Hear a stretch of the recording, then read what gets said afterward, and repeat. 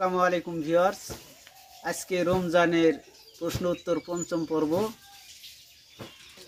কোন গ্রন্থ পৃথিবীতে সর্বাধিক পঠিত? পৃথিবীতে সর্বাধিক পঠিত গ্রন্থ হলো আল কোরআন। কুরআনুল কারীম কোন ভাষায় সর্বাধিক অনুদিত? কুরআনুল কারীম সর্বাধিক অনুদিত উর্দু কুরআনুল ভাষায়। কারীমের সর্বপ্রথম হাফেজ কে? হযরত মুহাম্মদ সাল্লাল্লাহু আলাইহি কোরআনের পাণ্ডুলিপি কে তৈরি করেন? হযরত আবু বকর রাদিয়াল্লাহু তাআলা। কুরআনুল কারীমের পাণ্ডুলিপি কে প্রচার করেন? হযরত ওসমান রাদিয়াল্লাহু তাআলা। কোরআনে বর্ণিত আহলে কিতাব কারা? ইহুদি ও খ্রিস্টান। কীট পতঙ্গের নামে কুরআনুল কারীমের ভিতরে কয়টি সূরা নাজিল হয়েছে ও কি কি? কীটপতঙ্গের নামে কুরআনুল কারীমে 3টি সূরা রয়েছে। 1 নম্বরে সূরা নাহল, মৌমাছি, 2 নম্বরে সূরা নামল, তিপরা, 3 নম্বরে সূরা আনকাবুত।